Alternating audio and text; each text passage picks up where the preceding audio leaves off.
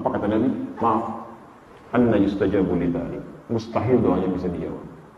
Padahal dia melakukan 3 hal tadi. Dalam perjalanan, mengangkat tangan dan memulai dengan al-asmaul husna.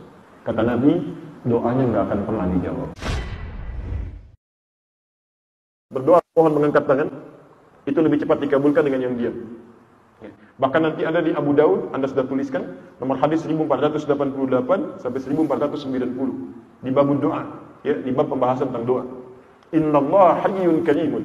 Allah itu sungguh sangat merasakan malu dan maha mulia, dan akan sangat merasa malu jika membiarkan tangan hambanya yang terangkat diturunkan tanpa mendapatkan apapun dalam keadaan hampa. Dalam keadaan hampa. Kalimat itu disampaikan oleh Nabi kepada orang yang bertanya kepada Nabi, "Ya Rasulullah, bagaimana dengan seseorang yang bermohon kepada Allah dengan mengangkat tangannya?" Lalu Nabi berkata, "Bagaimana pendapatmu jika ada yang meminta kepadamu dengan menengadahkan tangannya dan kamu mampu memberinya, diberi tidak?" Kata orang ini, "Saya malu kalau nggak beri ya Rasulullah." Ada orang di hadapan Anda mengatakan, "Pak, tolong Pak, tangannya diangkat begini." Dia katakan, "Saya malu kalau nggak beri ya Rasulullah." Maka Nabi katakan kalimat tadi, Allah lebih malu dibandingkan kamu, lebih maha mulia dan merasakan, sangat malu bila hambanya mengangkat tangannya, lalu menurunkan dan dalam keadaan hampa, tidak diberikan.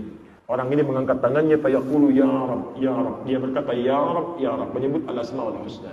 Doa yang dibacakan dengan al-asmaul husna itu lebih cepat dikabulkan dibandingkan dengan yang tidak. Cepat dikabulkan. Itu ada di Quran surah ke-17, ya, dari ayat 110 sampai 111, posisi paling kanan sebelah atas. Qulid Allah awid ar-Rahman ayyamma tad'u falahul asmaul husna. Kalau Anda punya persoalan, sebut nama Allah, minta. Allah duluan, jangan yang lain. Mintakan kepada Allah. Atau Ar-Rahman. Atau kalau Anda mampu, lihat ini kalimat Qurannya. Pilih nama-nama terbaik yang sudah Allah sediakan, bisa Anda mohonkan sesuai dengan kebutuhan Anda. Disebut dengan Al-Asmaul Husna. Misal, Anda punya kesulitan, sebut namanya. Ya Allah, Ya Al-Fattah. Ya Allah yang maha pembuka segala kesulitan. Iftah li ya Allah abwabal khair. Bukakan segala kepadaku ya Allah pintu-pintu kebaikan. Anda kurang rezeki, sebut namanya Ya Razzaq. Ada yang ganggu, sebut namanya Ya Jabbar, Ya Malik. Punya musibah, sebut namanya Ya Sabr. Masya Allah. Nggak usah semuanya. Kadang-kadang saya perhatikan banyak yang menyebutkan seluruhnya, gitu kan? Ya Allah, Ya Rahman, Ya Rahim, Ya Malik, Ya Kudus, kan? Dan seterusnya. Nah, itu nanti kecapean, gitu ya. Begitu nggak butuh dikasih juga, gitu kan? Tapi sebut orang ini menyebut ketiganya. Apa kata Nabi? Maaf, anna yustajabu lidhalik. Mustahil doanya bisa dijawab.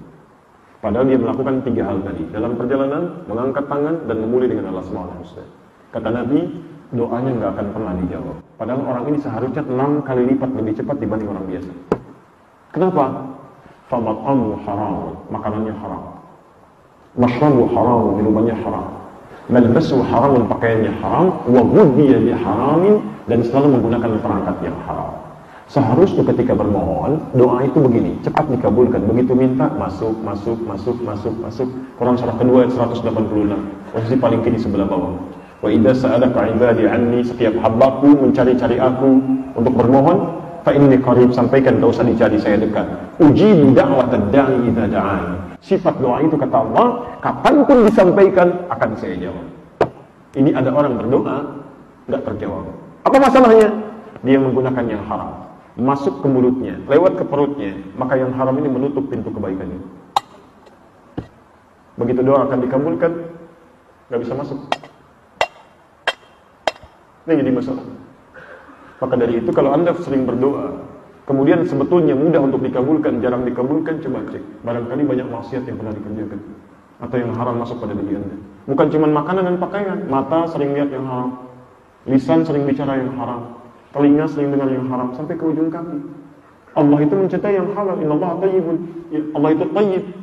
La yuhibbu illa thayyiban, dan tidak akan pernah la yaqbalu illa thayyiban, tidak akan menerima kecuali yang thayyib, yang baik. Bagaimana mungkin yang baik masuk pada yang haram? Mustahil. Karena itu bertakwalah kepada Allah Subhanahu wa taala.